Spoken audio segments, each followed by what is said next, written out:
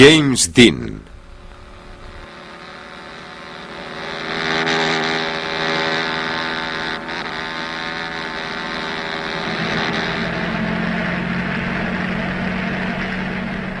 ...30 de septiembre de 1955.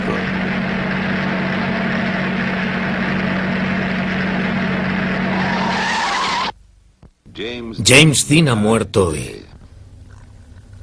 Había vivido insaciablemente.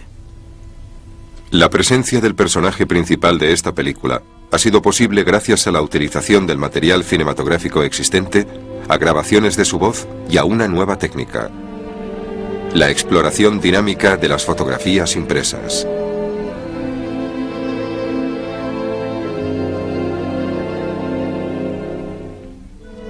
No hay actores en esta película. Todas las personas se representan a sí mismas.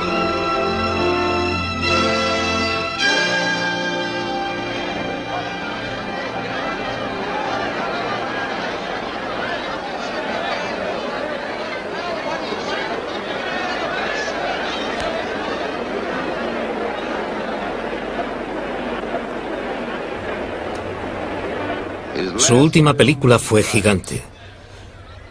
Cuando se estrenó, más de un año después de su muerte, Hollywood lo celebró con la fiesta más importante de la década.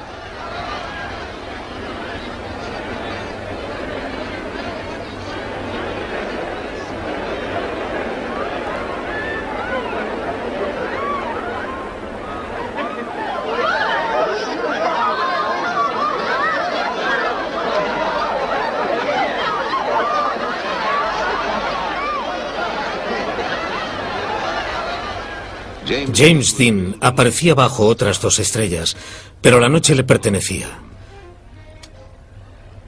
Era la película de los jóvenes, los de fuera, los de los barrios. Todos fueron para verle por última vez y regalarle una ovación cada vez que aparecía su cara.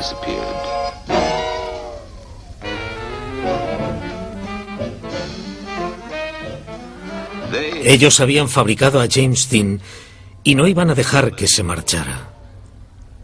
Para quedárselo cerca, convirtieron su nombre en una leyenda.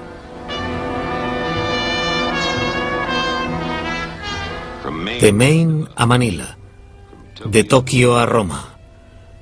Parecía expresar algunas de las cosas para los que ellos no encontraban palabras. Rabia, rebeldía, esperanza, la certeza solitaria de que crecer duele.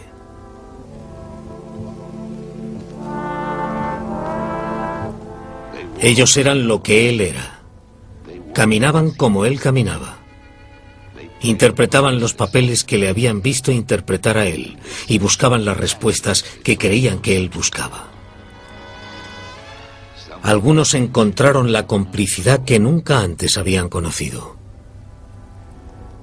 La juventud lloraba por ella misma a la muerte de James Dean.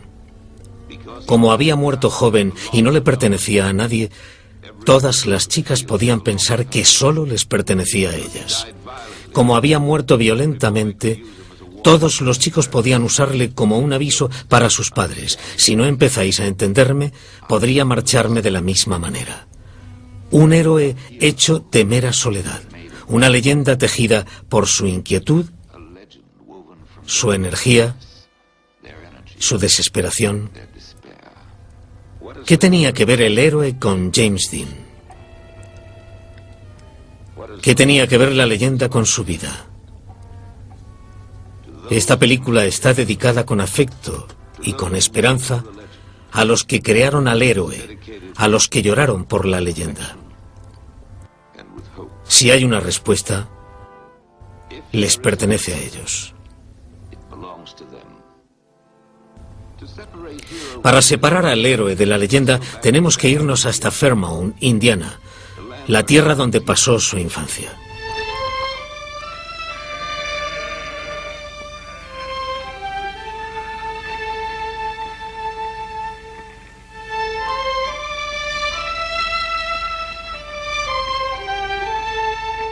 Un periodista de Hollywood preguntó una vez si Fairmount era un pequeño y pintoresco pueblo. Fairmount es pequeño, pero no es pintoresco. Es un pueblo útil. Utilizado bien y desde hace tiempo por gente útil. Granjeros en su mayoría. Uno de ellos nos dijo: Es un buen pueblo. Un buen sitio para criar a los niños. Hay dos maneras de llegar a Fairmount. Nosotros vinimos por carretera. Jimmy Dean vino en tren. Tenía 9 años.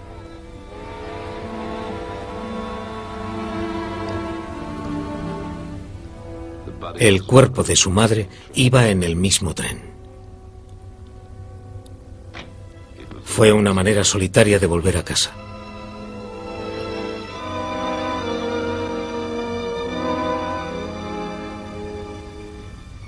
Durante muchos años de su vida, Jimmy consideró este pueblo y las granjas que lo rodeaban como su origen y su principio.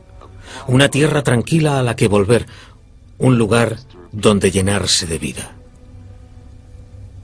El triste camino de ese primer día se convirtió en una constante en su vida. Se abre camino entre campos de maíz y llanuras. Pasa junto a la iglesia cuáquer a la que iba a rezar, junto a la tienda de motos del señor Carter, donde aprendió todo sobre la velocidad, y junto al cementerio, con sus generaciones de Winslow y Greenwood.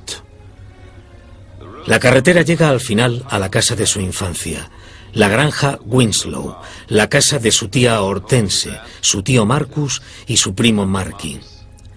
La granja al principio le pareció extraña, y la casa le pareció muy grande. Le dejaron solo para que superara su dolor. Se despertaba llorando por las pesadillas. Soñaba con su madre. Siempre soñaría con ella. Señor Winslow. Sí. ¿Cómo es de grande su granja? 350 acres. ¿Qué cultiva? Más que nada maíz, un poco de avena y algo de heno. ¿Y Jimmy se crió aquí? Sí, llegó a los 9 años y se marchó a los 18. ¿Ayudaba mucho en la granja? Una gran ayuda. Era bueno con las máquinas y se las apañaba muy bien tras su primer año en el instituto. ¿Cuándo se dio cuenta de que tenía talento para actuar?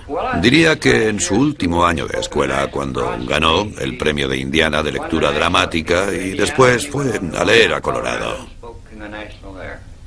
¿Se le ocurre de dónde pudo sacar ese talento, Marcus? Bueno, no sabría decirlo. Es como las calabazas. Una pesa 7 kilos y otra 15. ¿Por qué? ¿Y esta casa es vieja?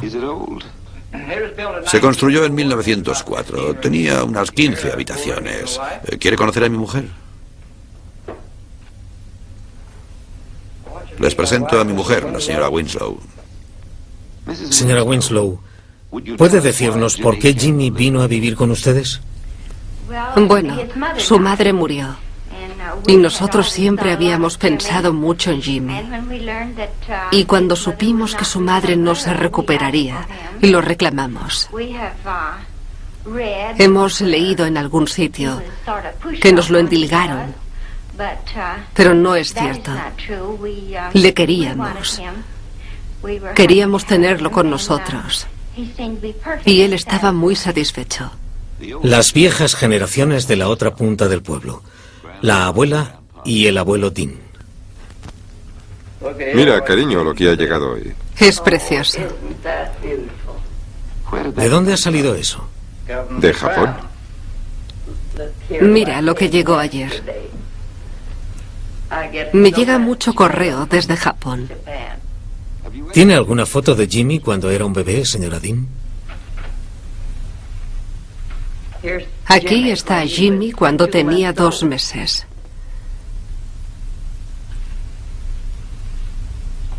Y aquí cuando tenía 2 años y medio.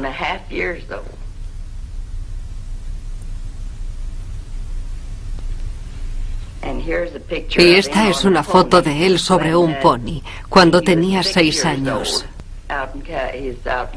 Esta está sacada allí en California. Y esta es de cuando jugaba al baloncesto con el equipo del instituto. Era su tercer año en el instituto.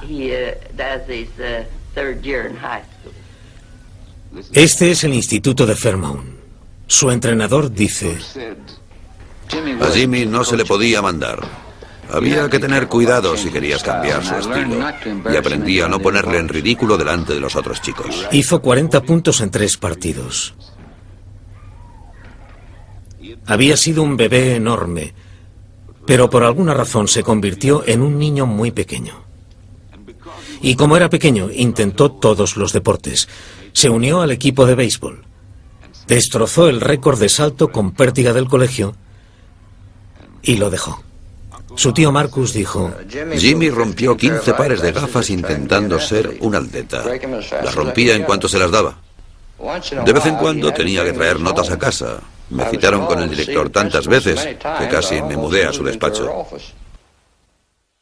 Por primera vez, Jimmy empezó a demostrar otra aptitud. Pintaba las cosas que veía e intentaba ponerle sentimiento. Y lo consiguió una vez, cuando pintó su soledad. Pero no fue suficiente para él. Se sentía más cómodo sobre el escenario, donde podía fingir que era otra persona. Adeline Knoll fue su profesora de teatro. Lo dirigió en el concurso. Señorita Knoll, ¿qué escogió Jimmy para el concurso de lectura dramática? Jimmy escogió The Madman, de Charles Dickens. ¿Qué rasgos especiales le hicieron destacar? Bueno, Jimmy puso en ellos su corazón, como en todo lo que hacía. Usaba sus ojos de manera extraordinaria. Creo que sus ojos eran una de las cosas más efectivas para impresionar al público.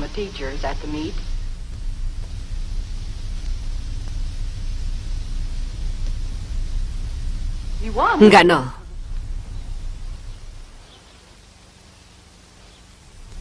Tengo una orquídea aquí que Jimmy pintó para mí. Fue el día después de la primera representación de la obra escolar.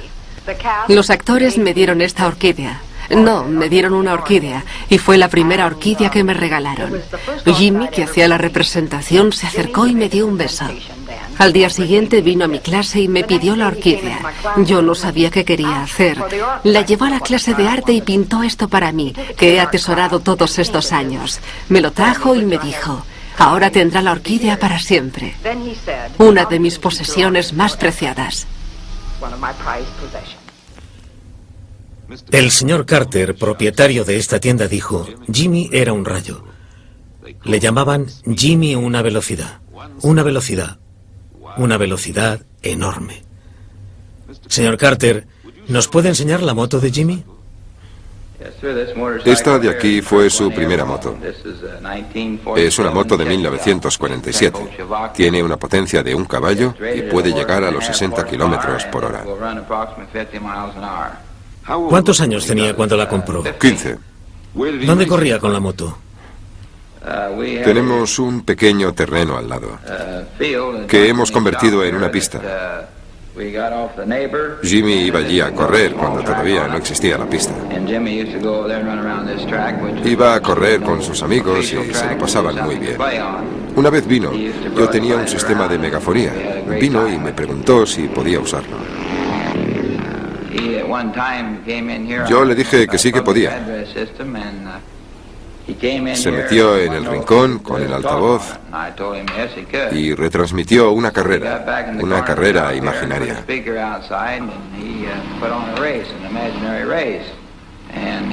Habló de la salida, de las motos que conducían los corredores, habló de alguien que perdió el control y atropelló a un espectador, y entonces se rió y continuó retransmitiendo la carrera. Tenía una gran imaginación.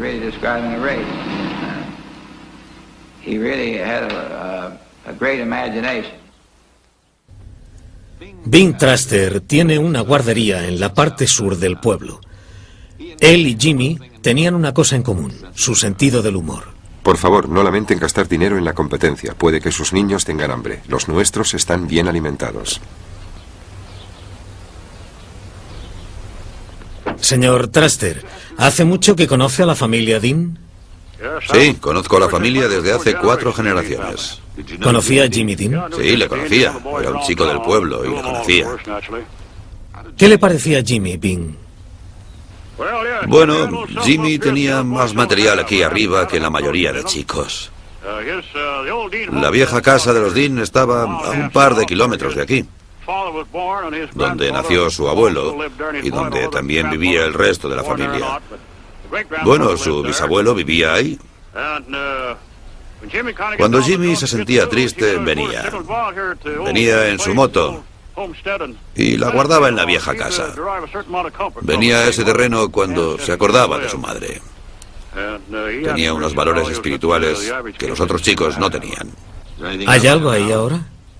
Árboles frutales, cosas que han quedado de cuando vivía gente allí. ¿Y Cal Dean? Cal Dean era un buen hombre. Era un granjero que se sentó un poco más arriba, en otro pueblo. Y un día llegó la marina al pueblo. Esperaban a unos reclutas que no aparecieron, así que pidieron voluntarios y Cal se apuntó. Se embarcó con la marina y tuvo mucho éxito. Era el abuelo de Jimmy. No, era el bisabuelo de Jimmy. Su bisabuelo era muy trabajador y se adaptaba a cualquier cosa. ¿Cree que Jimmy sacó su talento de Cal Dean? Bueno, Jimmy tenía mucho talento de la familia Dean. El viejo Cal, el bisabuelo, ya era un showman. El viejo Cal tenía un primo que vivía en un pueblo a 5 kilómetros de aquí. Y también tenía talento. Era bueno contando historias. Algunas tan buenas que no podías parar de reír. Y Cal hacía lo mismo. Parecía que eso le daba un poco de serenidad. Estar donde vivían sus antepasados. Estación tras estación, Marcus veía crecer la cosecha y la recogía. Pero de todas las cosechas que dio la granja, la mejor fueron sus hijos. Así consideraba a Jimmy también. Parecía un chico feliz. No igual que los demás, quizás, pero no llamaba la atención. Un chico al que le gustaba su jardín y estaba orgulloso de lo que plantaba en él. Un chico al que le gustaba jugar con su pequeño primo Marky, quien creció como su hermano. Un chico al que le gustaban los animales porque le aceptaban como era. Y eran amables. Y tenía un perro al que llamó Tack por razones que solo él sabía. Pero ningún chico es exactamente lo que parece. Y Jimmy tenía su propio mundo secreto. Solo dejó 3 puertas para que entrásemos a él. Las 3 son un paisaje vacío al que se dirigía cuando se sentía solo. La tumba de una madre a la que iba a hacer preguntas y a soñar. Y un recorte de periódico que indicaba el camino hacia la plenitud.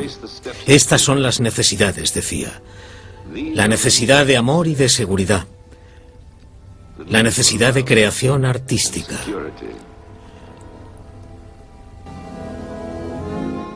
La necesidad de reconocimiento y amor propio. Hizo esta escultura y la tituló Uno mismo. Pero no tenía cara.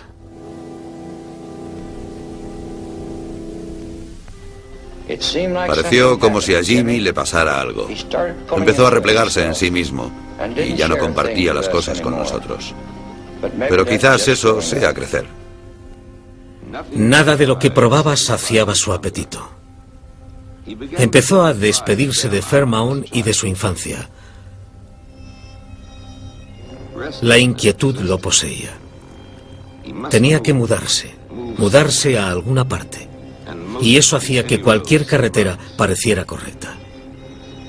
Tenía que encontrar una cara para la imagen a la que llamaba uno mismo.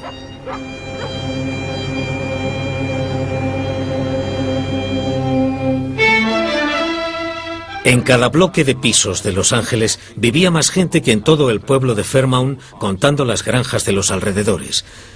Y nadie había oído hablar nunca de Jimmy Dean. Podía ser cualquier cosa.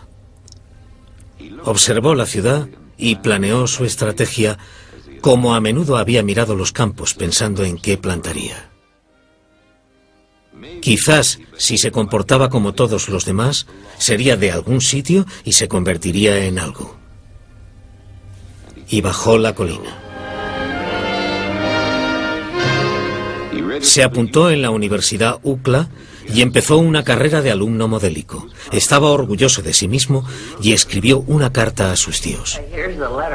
Aquí tengo la carta que me escribió Jimmy cuando fue a estudiar a UCLA, en California. Escribió que estaba muy ocupado y que trabajaba duro, y que el semestre siguiente sería incluso más duro. Sus notas eran muy buenas. 4 notables, un suficiente y un sobresaliente. Acudía a clases de teatro en la universidad y le acababan de dar un buen papel para la obra de la facultad. Y le dijo a su abuela que estaba descubriendo una cosa, que un actor debía ser un intelectual y que necesitaba años para desarrollarse. Si iba a conseguirlo, lo haría bien. Así que intentó hacerlo a lo grande y se metió en la hermandad Sigma Nu. ¿Cuál es tu cargo, Bob? Soy el presidente de la hermandad Sigma Nu. Entré en febrero de 1952 y Jimmy Dean entró en el 50, en diciembre de 1950, creo. Miramos en los archivos hace un par de meses para ver si teníamos algo de Dean. Y esta es su solicitud de entrada en la hermandad. En sus archivos financieros consta que tras 4 meses tenía una deuda con la hermandad de $45, que nunca pagó, claro. John, ¿cuándo conociste a Jimmy? Conocí a Jimmy en el otoño de 1950 jugando a fútbol. Me impresionó mucho. Hablamos unas cuantas veces y me pareció sincero, aunque callado. Entró aquí, pero quedó claro tras un par de semanas que el control que se ejercía sobre los miembros era algo que no podía aceptar. Era su problema. Por ejemplo, se saltaba la reunión de los lunes por la noche.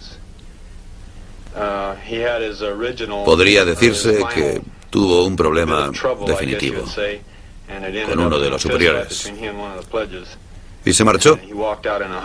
Y fue la última vez que le vimos. ¿Quién soy?, se preguntaba. No quiero estar solo. No quiero ser diferente. Necesito a la gente, pero los aparto de mí. Tengo mucho amor para dar. Llevó su angustia a la playa. Miró al océano y se puso celoso de su poder.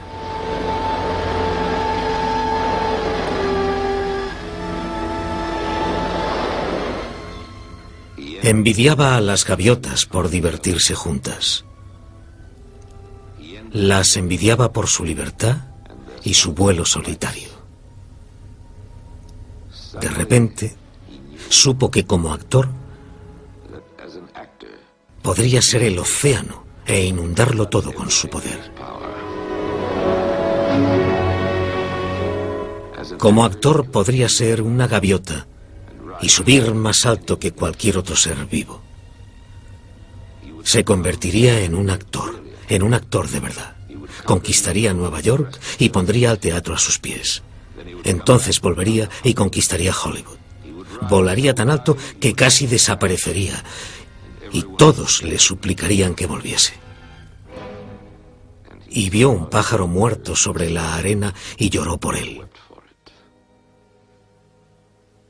Pero estaba en camino. Jimmy Dean iba a ser alguien. Necesitaba un coche para llegar a Nueva York, así que hizo su primera película. Se rodó en el Tío Vivo del Parque Griffith y Jimmy fue un extra. Un anuncio de 1 minuto para una marca de refrescos. El coche le llevó hasta Times Square. La ciudad le enseñó sus 9 millones de caras y él intentó absorberlas todas. Las encontró en el metro, en los bares, en la costa, en Greenwich Village, en sitios a los que no era seguro ir. Intentó sentir lo que creía que sentían. Amo. Soy de alguien.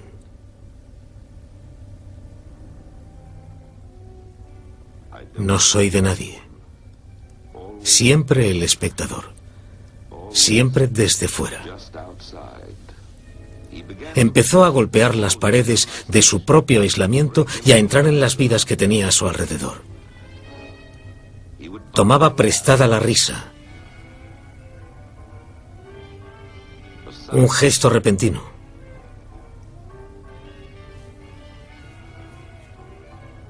La representación del dolor. La gente era su comida y él los devoraba con apetito. Para crear su cara de actor. Su apetito era enorme y nunca estaba satisfecho. Y tampoco su maleta. Creía que dormir era una pérdida de tiempo y que si se dormía se podía perder algo. Tenía miedo de su soledad, miedo de sus sueños. Paseaba por la noche como un cazador.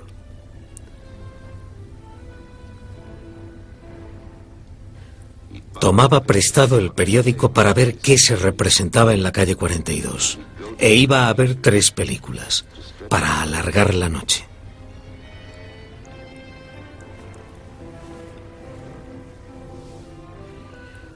A veces se registraba en este pequeño hotel que se quedó solo cuando el glamour se marchó. Y cuando se quedó sin dinero, se marchó. Pero encontró un segundo hogar. El bar de Jerry, donde siempre era bienvenido. El caballero de la izquierda es Louis. Era el camarero favorito de Jimmy. El de la derecha es Jerry, el dueño del bar. ¿Qué le gustaba comer, Jerry? Espaguetis. Era el chico de los espaguetis. Le decía que le iban a hacer italiano por comer tantos espaguetis. Se reía porque creía que los podía comer como un italiano. Se lo dije una vez y siempre lo repetía, una y otra vez. Y se reía cada vez que lo miraba. Comía los espaguetis como si hubiera nacido en Italia. ¿Quiere decir algo, Louis?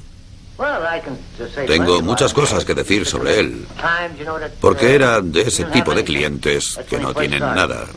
Venía al principio y me decía a mí o al jefe si podíamos darle un plato de espagueti. Y el jefe decía que sí. ¿Pedía algo más? Sí, le presté dinero muchas veces. Siempre me lo devolvía cuando trabajaba. Y me prometía, Louis, si las cosas me salen bien, me ocuparé de ti. ¿Nos podría contar la anécdota del champán? Vino una noche con el champán en una bolsa. Venía con 3 chicos más y me dijo, dame unos vasos y ábrenos esta botella. Le dije, Jimmy, eso va contra las reglas, no puedo hacerlo. Si lo hago, perderé mi trabajo. Aquí servimos champán, no puedes traerlo de fuera, ¿sabes? Cómpralo aquí. Ese te lo llevas a casa.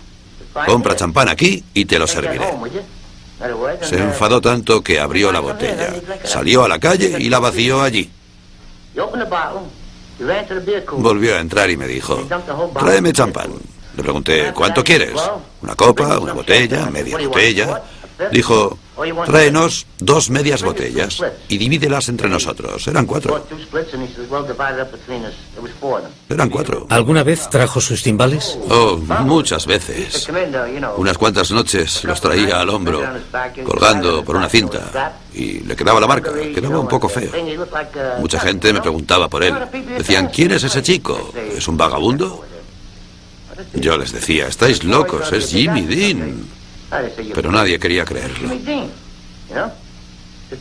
Bueno, una noche vino con los timbales y empezó a tocarlos. Hacía tanto ruido que todo el mundo se enfadó.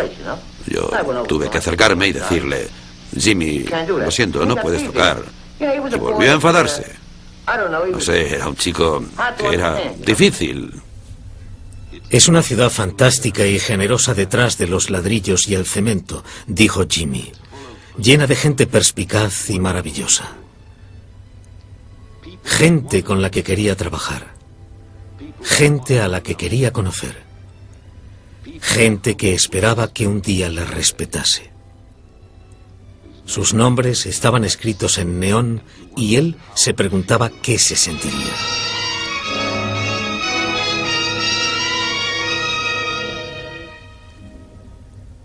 Leonard Rosenman era un joven compositor que más tarde crearía la música para Al Este del Edén y Rebelde sin Causa. Para reducir gastos, alquilaron un apartamento a medias. Era un quinto piso sin ascensor y con ojos de buey, como un barco. Jimmy lo llamaba papelera con paredes. Si apretaba la cara contra la ventana de cierta manera y miraba solo con un ojo, tenía una gran vista de Central Park. No era Indiana, pero estaba lleno de árboles. Empezó a pensar en sí mismo como un intelectual. Un actor debe saberlo todo acerca de todo, decía, pero tenía prisa y se conformó con menos. Estuvo quieto suficiente tiempo para hacerse amigo de una chica. Arlene Sachs. Le conocí. Una vez le dije que le quería, pero fingió que no me oía. Y después dijo, no puedes quererme, creo que nadie puede todavía. Escuchábamos música juntos, Bartók, Schoenberg, Mozart.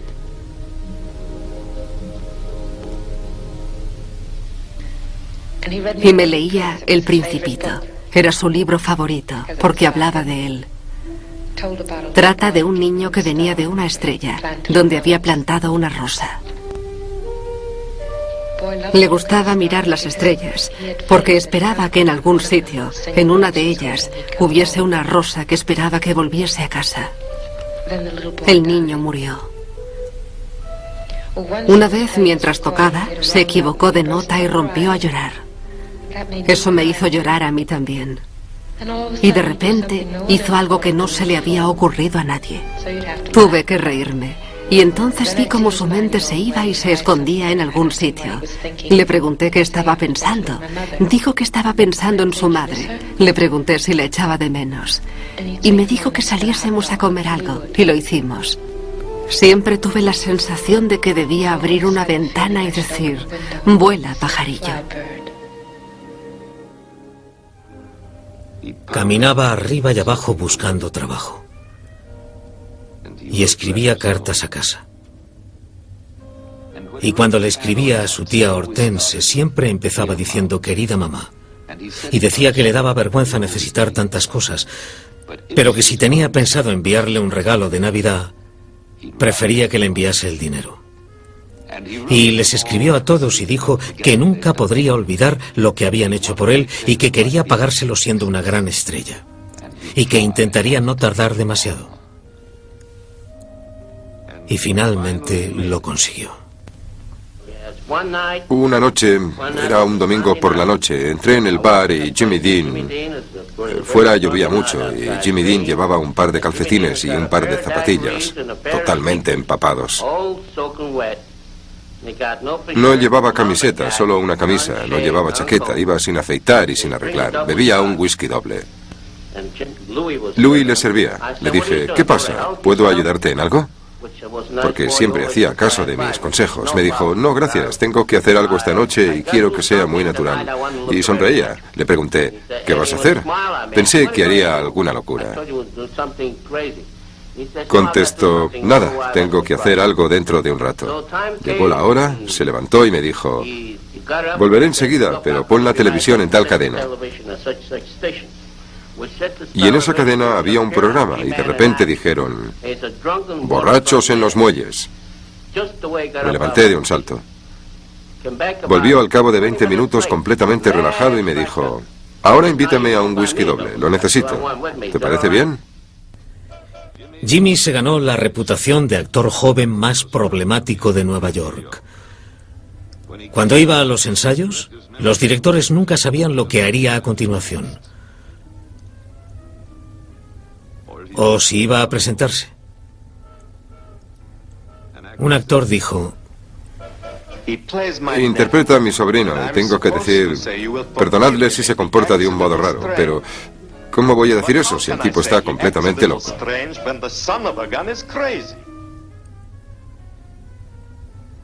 ¿Por qué hago estas cosas?, se preguntaba Jimmy. Y en realidad no lo sabía. Pero quería más que la televisión. Y un edificio pequeño en una calle corriente le llamaba una y otra vez: el Actors Studio.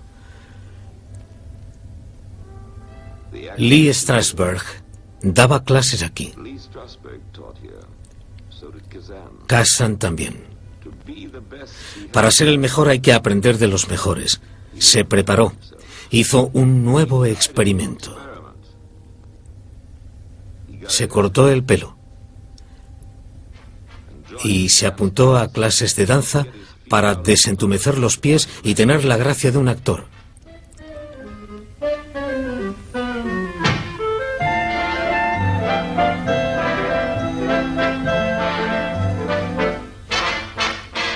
Durante este tiempo de preparación conoció a un taxista, Arnie Langer, que se convirtió en su amigo. El día que conocí a Jimmy, tenía una cita con una amiga mía. Yo estaba en su casa. No sabía quién era, aún no había hecho películas. Salía en la tele, pero yo hacía el turno de noche y nunca le vi. Era solo un tipo. Entró en la casa, era muy tímido. No me impresionó. Bajamos, compramos comida que pagué yo.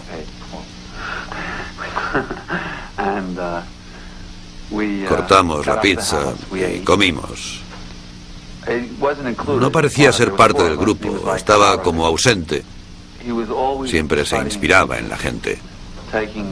Cogía sus características físicas y las usaba en su interpretación.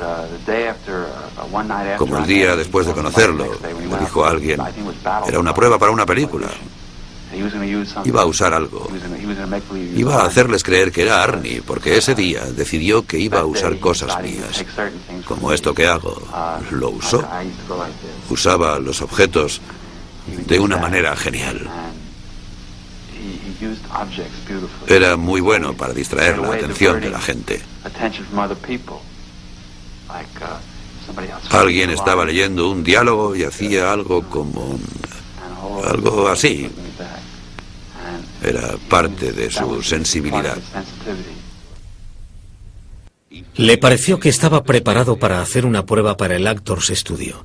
Así que fue a ver a una actriz llamada Chris White. Ella también iba a hacer la prueba para el estudio y pensó que podría ayudarle. Ella ha dicho: yo había escrito una escena para la prueba que me hizo volver a escribir. Ensayamos durante 2 meses y nunca interpretó la escena de la misma manera, ni siquiera el día de la prueba. Fue una improvisación increíble y nos dejaron quedarnos 3 minutos más que a nadie. La carta que escribió a su familia estaba llena de emoción y de repeticiones. Estaba orgulloso de anunciarle su ingreso en el Actors Studio. Era un gran honor estar en una gran escuela llena de grandes personas como Marlon Brando, Monty Clift y muchos otros. Y él, James Dean, era el más joven. Era genial.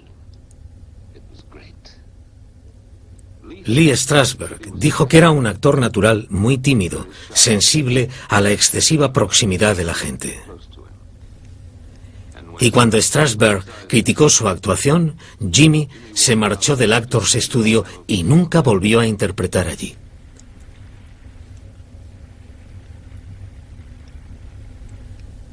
Le ofrecieron un contrato para su primera obra en Broadway. El señor Rose era el encargado de las relaciones públicas de Sid Jaguar. Me temo que la primera prueba de fuego de Jimmy Dean en el teatro no fue muy gloriosa. La obra se estrenó un jueves por la noche, si no recuerdo mal, y se quitó de cartelera el sábado de esa misma semana. A los críticos no les gustó, no la entendieron. Su siguiente interpretación fue en The Immoralist, de Ruth y Augustus Goetz. Jimmy formaba parte de un reparto impresionante. Geraldine Page, Louis Jordan y David J. Stewart. Interpretaba a un árabe y tenía que bailar una danza sensual e insinuante. El árabe vivía en un oasis del desierto y se interponía entre un marido y su mujer, destruyéndolos a los dos.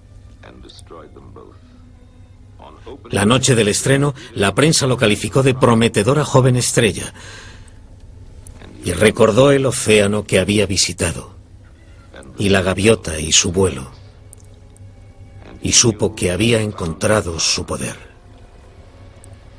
El teatro y su gente le dieron su cariño. Lo acogieron muy bien, pero se peleó con el productor y dejó la obra 2 semanas después del estreno. En Nueva York tenía reputación de rebelde. Se había negado todo lo que deseaba de verdad. Se había negado el placer de su propio éxito. El respeto de la gente que habían sido sus dioses. Se había negado a sí mismo.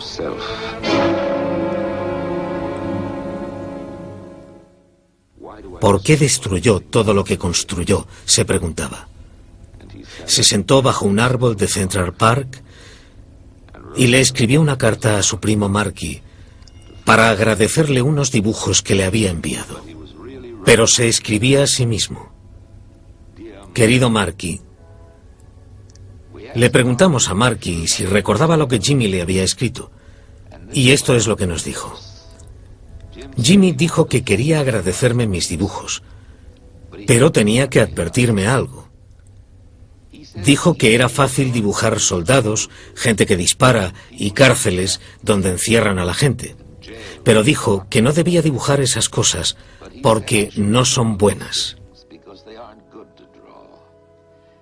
Me dijo que vivo en una tierra que Dios ha bendecido con árboles, ríos, el océano, todos los animales que veo y casas donde la gente puede abrir la puerta cuando quiera.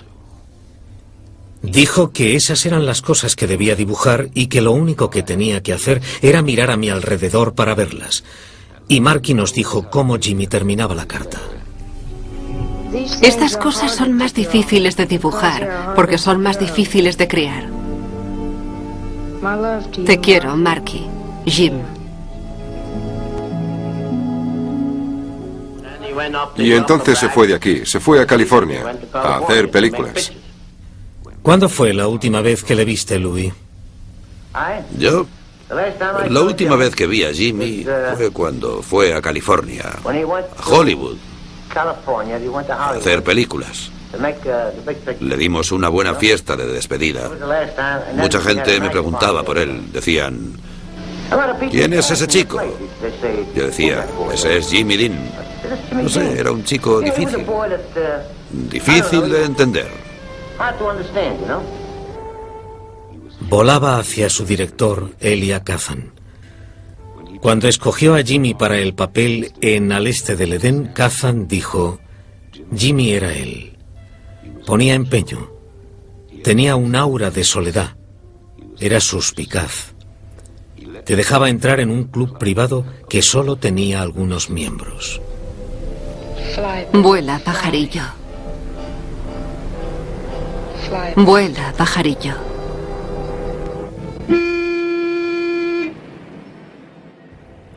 Había llegado al campo de batalla más peligroso de toda su vida. Sospechaba de todos y reconoció posibles enemigos. El ojo escrutador, el oído atento, el público. Cuidado. Podrían corromperte. Podrían destrozarte y volverte a unir. Podrían hacerte cambiar. Se mudó a un camerino del estudio.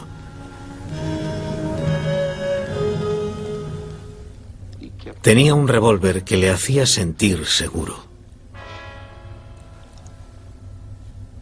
Pero lo encontraron y se lo quitaron.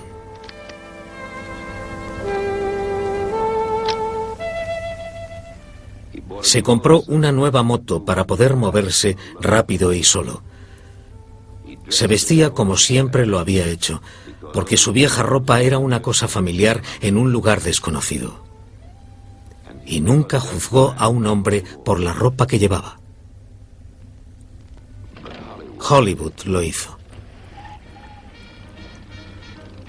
Cuando paseaba por las calles como había hecho por Times Square, Hollywood decía: «Mirad esas botas.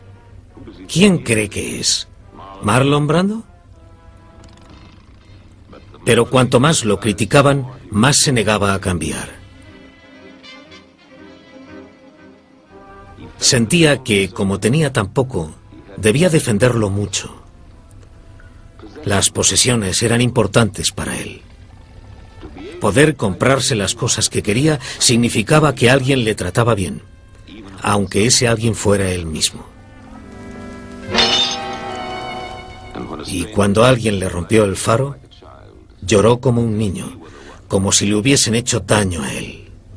El Villa Capri le recordaba al bar de Jerry de Nueva York. Se sentía seguro allí porque Patsy y Billy eran casi como Jerry y Lou. Le aceptaron como era y respetaron sus sospechas sin comentarios. Venía casi todas las noches. Venía después de trabajar.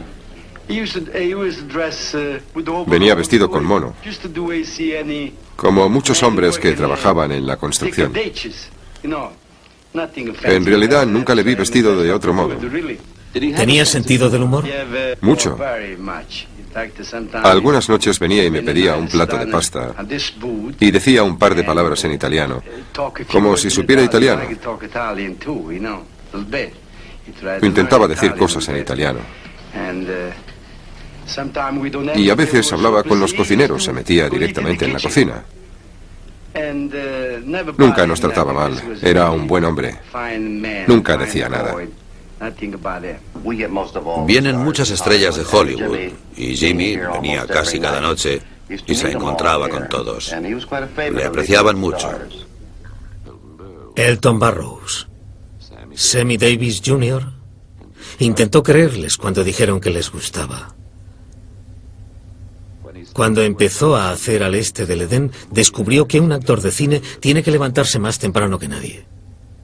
Confió en Kazan porque Kazan parecía confiar en él y le permitía marcar el ritmo de su interpretación. Se hacían señales. Cuando Jimmy estaba preparado, silbaba y Kazan sabía que podía empezar. «¡Preparados! ¡A acción!». La crítica de William Zinsser en el Herald Tribune de Nueva York no solo era una descripción de su papel en Al este del Edén, sino también del mismo Jimmy. Decía: «Todo en él sugiere un joven de 19 años incomprendido. Tiene el aspecto de un huérfano herido que intenta recomponer los pedazos rotos de su historia. A veces sonríe como por una broma macabra que solo él conoce. Percibes maldad en él, pero te gusta». Antes de acabar de rodar Al este del Edén, Hollywood sabía que James Dean era la nueva estrella más importante del año. Eso le dio el valor para confiar en sí mismo y para enamorarse por primera vez.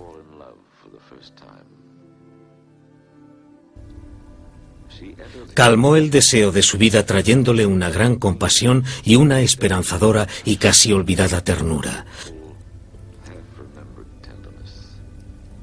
Suavizó su agresividad y él notó cómo se tranquilizaba. Y por primera vez sintió la tímida creencia de que tener una vida era posible. Dormía toda la noche sin soñar. Empezó a divertirse. Empezó a compartir. Le hacía muy feliz. Y encontró un amigo. Dijo: «Tengo solo un amigo de verdad y me siento muy feliz».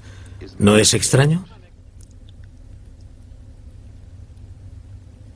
Lou Breaker vivía en un hogar seguro, con unos padres de verdad y 3 comidas calientes al día. Hola, Lou. ¿Cómo se llama tu perro? Michelina. Es un labrador de 3 años.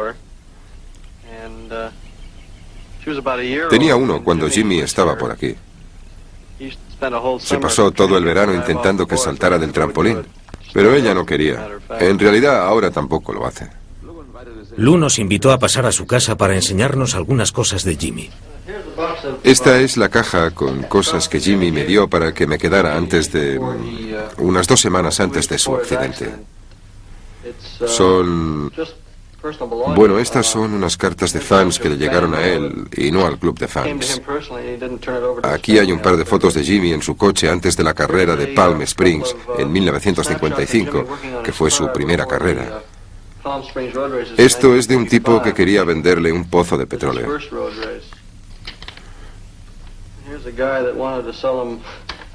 Números de teléfono, una factura de una cena. Aquí hay un recorte de después de la carrera de Palm Springs. Dice: el tercer puesto fue para el joven actor de cine James Dean, que hacía su primera carrera con un Porsche. Aquí hay una nota de la lavandería que dice que una sábana se había roto y no podían lavarla. Una carta del banco con un número de teléfono apuntado. Más números de teléfonos. Aquí hay algo de una asociación de actores que le informaba de que debía las cuotas. Más números de teléfono. No sé cómo hacía Jimmy para controlar los números de teléfono, porque nunca sabía dónde los escribía. Así archivaba las cosas, las metía en una caja. Puede sorprenderles a ustedes o al público saber que a Jimmy le interesaban mucho los negocios. Siempre había querido tener su propia empresa. De hecho, quería convertirse en director. Creía que había más espacio para expresarse, más libertad de movimientos en la dirección que en la interpretación.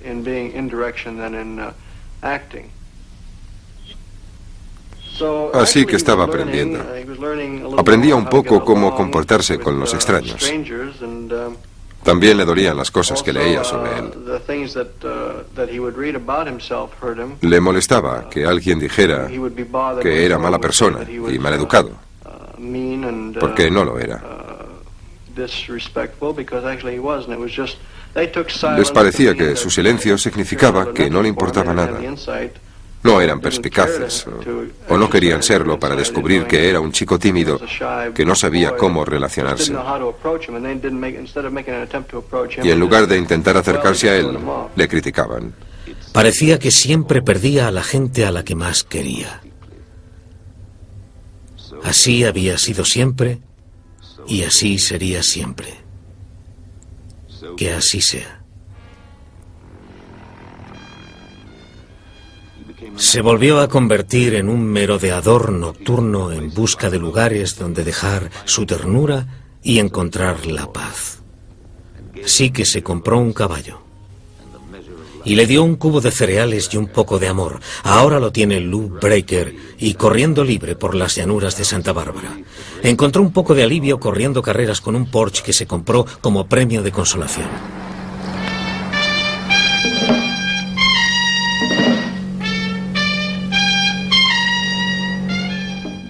Y sus tambores.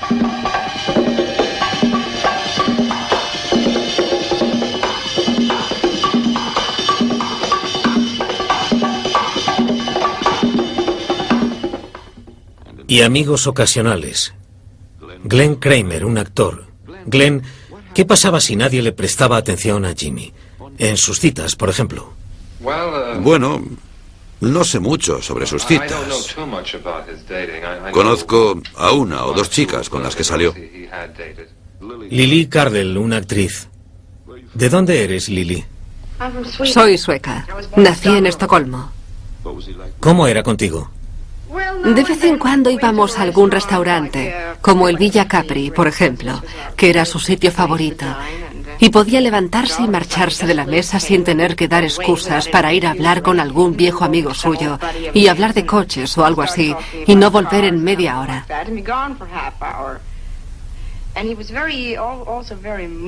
Era muy lunático. Podía estar muy preocupado por algo y de repente levantarse y bailar, reír y hacer bromas. Y no tenía sentido enfadarse con él por esas cosas, porque no servía de nada. Había que entender que él era así. Él era así. Nick Ray, el director de Rebelde sin Causa, sabía lo que quería decir Kazan cuando declaró: Jimmy pertenece a un club privado que tiene muy pocos miembros.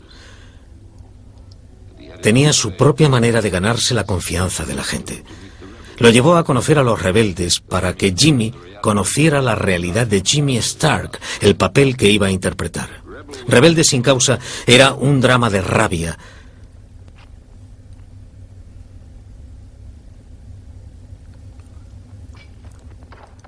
sobre un joven que sufría y sobre su lucha por reconfortar a un chico que lo necesitaba y a una chica que nunca había conocido el amor.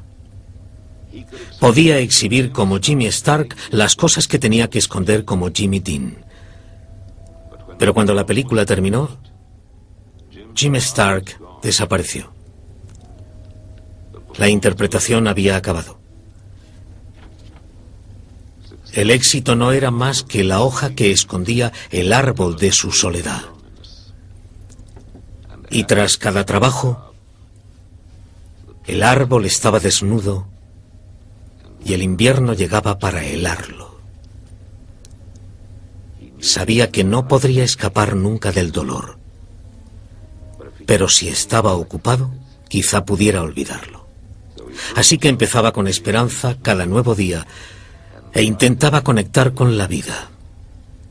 Intentó grabar la vida con su cámara.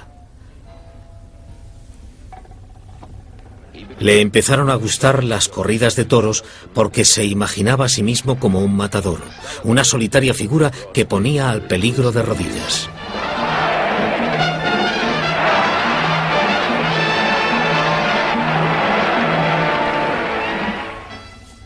Para probar los límites de la vida tenía que acercarse a la frontera de la muerte.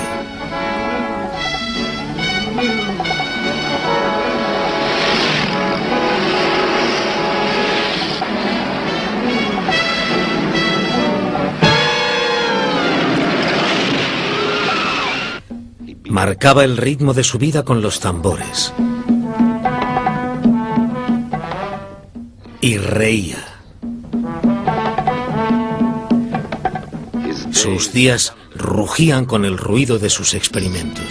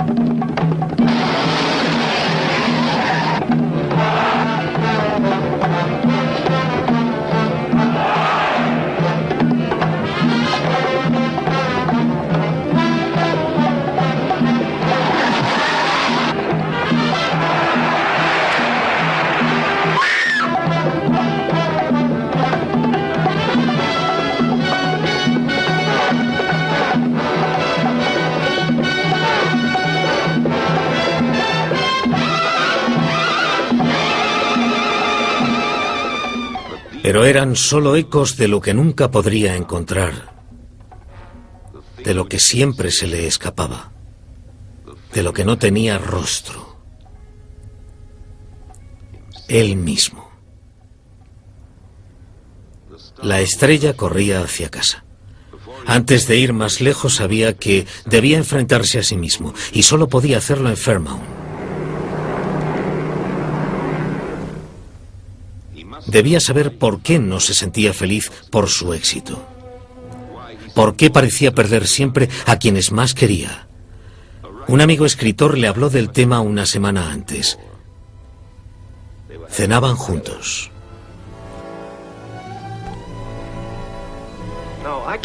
No puedo explicar cómo eres, pero creo que puedo dibujarte si no te enfadas. Verás, esto es lo que todos tenemos y no queremos que nadie vea. Es muy tierno, es nuestro yo secreto, si quieres llamarlo así. Eso es lo que tenemos que proteger. La mayoría ponemos un muro a su alrededor, de espejos, así. Si no confiamos en la gente, lo usamos para dejarlos fuera y que no puedan hacernos daño. Pero tú mira lo que tienes. Los espejos no son suficientes para ti. También necesitas esto, un segundo muro. Y está cubierto de espinas, púas y pinchos que deslumbran a la gente que dice, vaya, qué pedazo de tipo, mira qué interesante. Aquí conoces a alguien que realmente respetas y haces alguna tontería que lo asusta. Aquí conoces un hombre de negocios y piensas, me gustaría ser un hombre de negocios. Aquí conoces a un compositor y dices, si hay algo que deseo es ser compositor. Así que eres un hombre de negocios, un escultor, un torero, compositor, todas esas cosas, pero ese no eres tú. Nunca le das a nadie la oportunidad de gustarles o no, porque ni siquiera les dejas ver el primer muro. Nunca dices, venid por aquí y veréis al verdadero Jimmy Dean. ¿Qué se esconde ahí dentro, Jimmy? ¿Por qué apartas a la gente? ¿Por qué no crees que merezcas nada? ¿Crees que eres aburrido? ¿Que si entran no encontrarán nada y te dejarán? ¿Por eso les dejas tú antes de que se acerquen demasiado? ¿Crees que estás vacío, Jimmy? ¿Por eso estás tan asustado? Jimmy le dijo a su amigo escritor que lo que realmente quería ser era escritor. Y se fue a Indiana.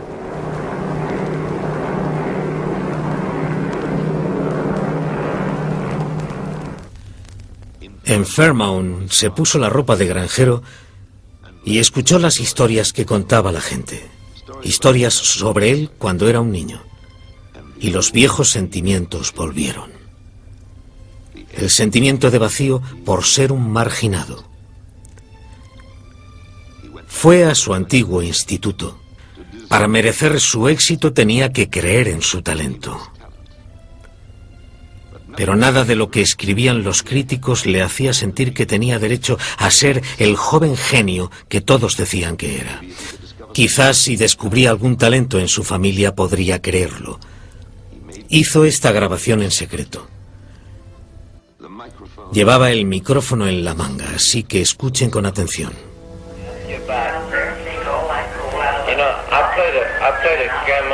I played a character in the movie East of Eden. His name was Cal. Yeah. And I read that just before I come out here, the whole story. Well, I wanted to ask you, I went by the cemetery and there's a name out there, my great granddaddy, and his name's Cal Dean. Yeah. And it's so funny, that I played the character Cal, and Cal was your father. What was he like? Did he have any interest in art or anything? No. An arty kind of kid, or what kind of guy was he? He's auctioneer, one of the best. He was one of the best auctioneers ever I've heard, and I've heard hundreds of them. Well, what's it take to be a good auctioneer? What's it take to be a good auctioneer? You got to be a good judge of stock. You got to be a judge of human nature. You've got to have a talent of it. Well, do a little bit of it. How you doing? Suppose you start with $5 on that. You say 5, 5 and a quarter. Who'll give me 5, 5 and a quarter? How's it go?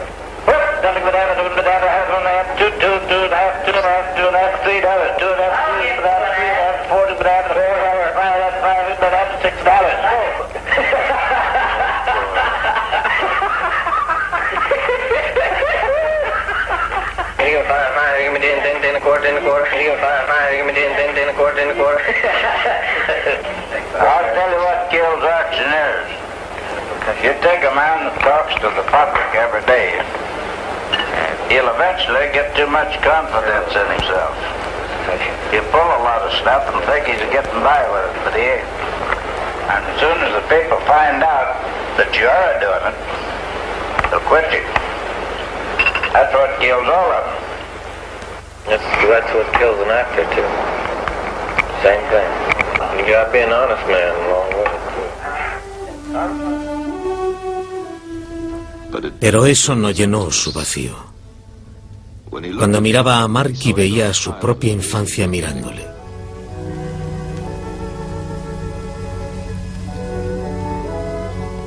Y le daba al niño el mismo afecto que quería que otros le dieran a él.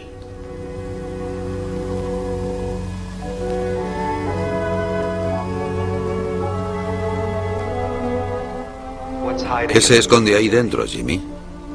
¿Por qué apartas a la gente? ¿Por qué no crees que merezcas nada? Porque soy malo.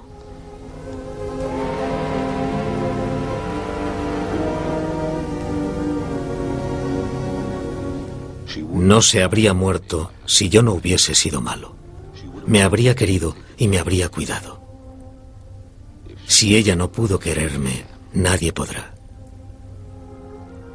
He sido malo toda la vida, así que nunca he merecido nada bueno.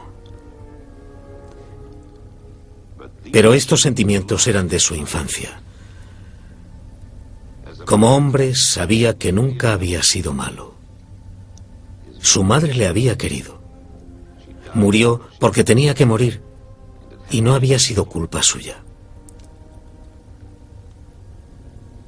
Una vez que se atrevió a mirar al pasado, pudo dejar las pesadillas en el baúl del desván que le correspondía.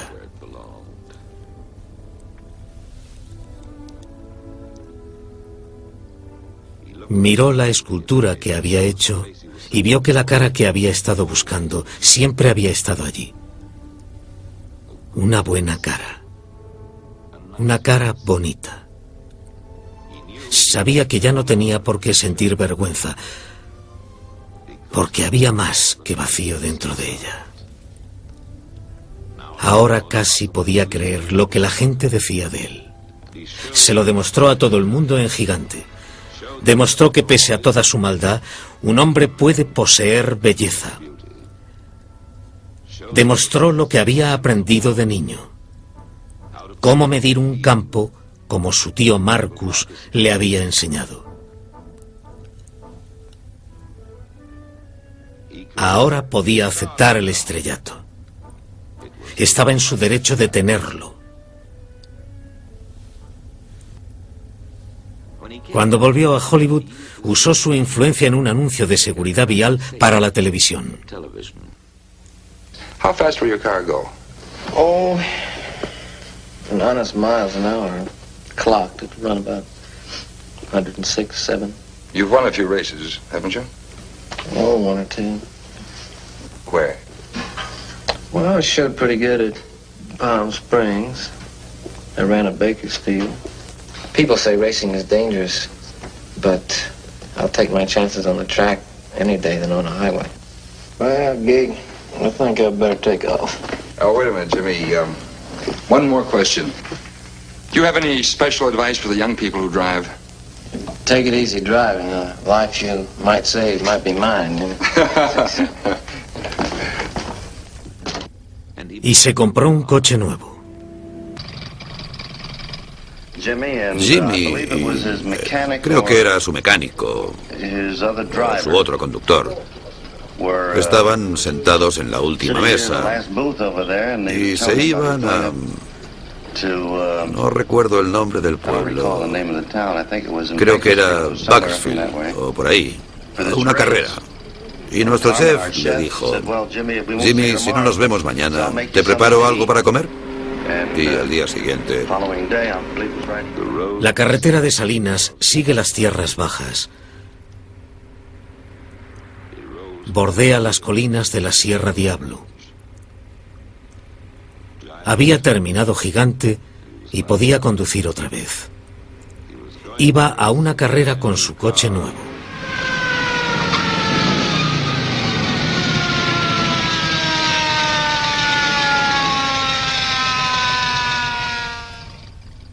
Un policía le paró una vez por exceso de velocidad.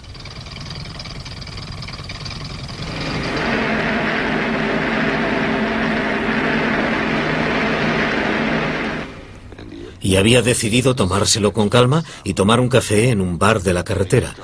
Se sentía bien. Sabía que alguien le daría de comer a su gato mientras él estuviese fuera. Sabía que su caballo pastaba tranquilo,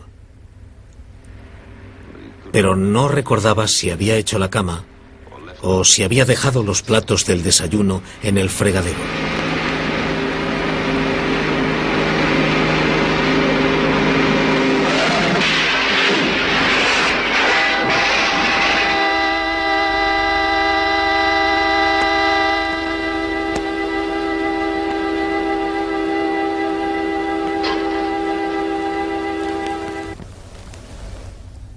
El agente Ronald Nilsson de los patrulleros de California lee el informe que escribió en la escena del accidente.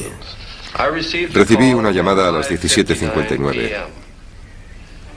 Había ocurrido en la 466 en el cruce con la 41, el viernes 30 de septiembre de 1955. Fue un impacto frontal y lateral. Estas son fotos oficiales de la policía.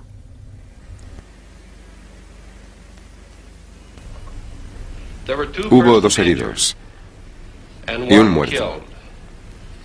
El primer herido fue Donald Turnipseed, conductor del vehículo número 1. El segundo herido fue Rolf Wetherich, acompañante del coche de Dean.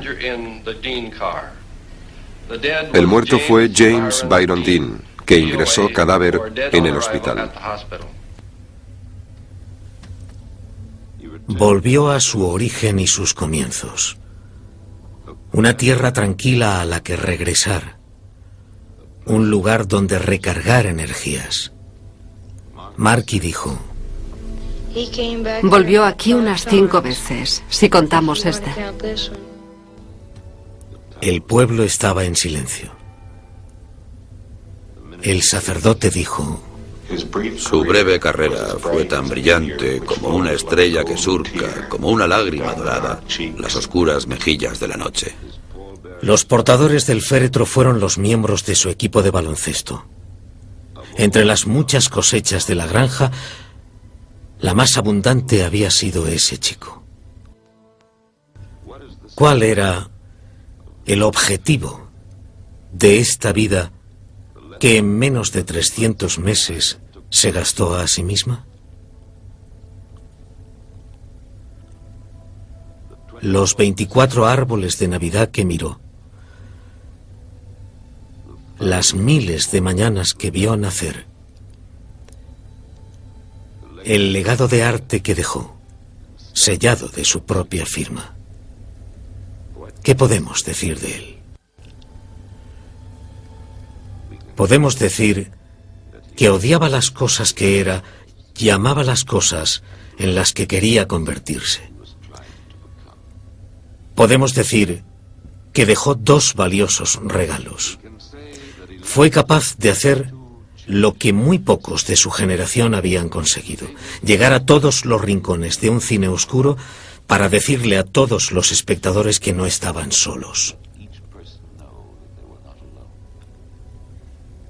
Y pudo revelar esa cualidad que la mayoría de nosotros escondemos, el maravilloso sentido de nuestra propia dulzura inexpresable. Nos brinda estos regalos por última vez en esta escena que rodó para Al este del Edén. No se había visto nunca.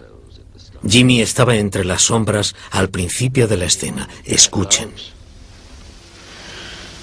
He doesn't love me, never has. This is my son. Aaron, that is, thinks I got a great idea here. And this mother's son, Cal, who saved his money when we were kids and bought him a beautiful jackknife. And you got him a lousy, mangy little old dog you picked up somewhere.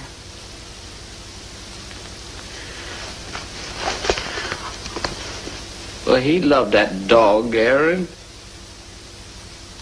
He didn't even say thank you for my jackknife. and say nothing.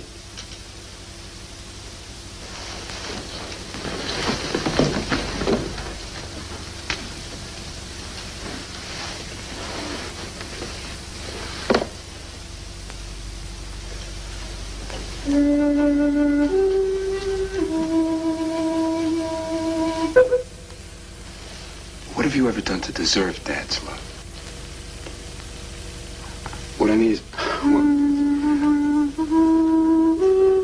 like, who used to be decent to him and try to make things halfway pleasant?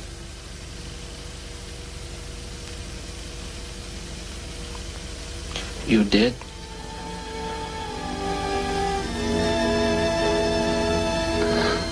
And what have you done? Ever since I can remember, you've growled at him and snapped at him.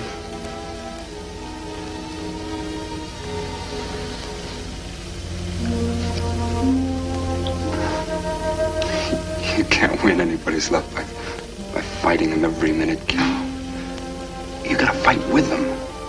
You gotta show them that you're on their side.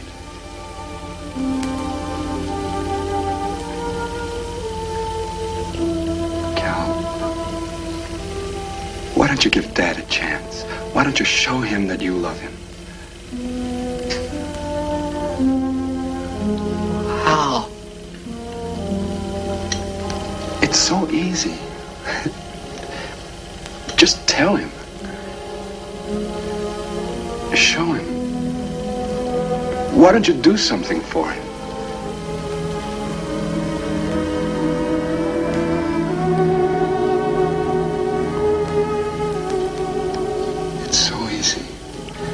You'll see it's the simplest thing in the world.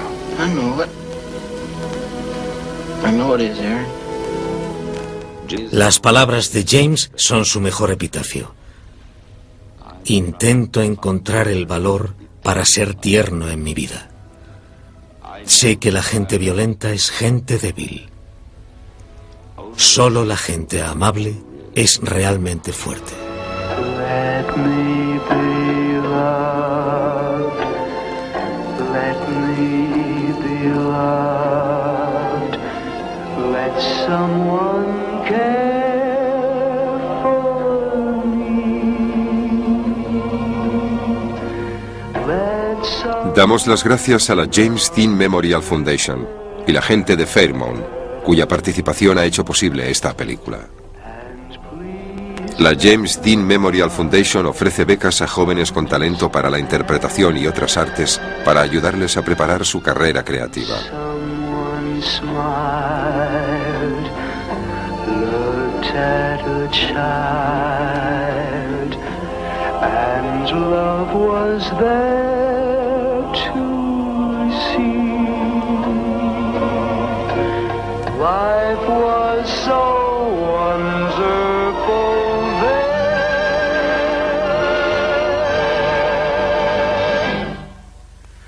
Let me be loved.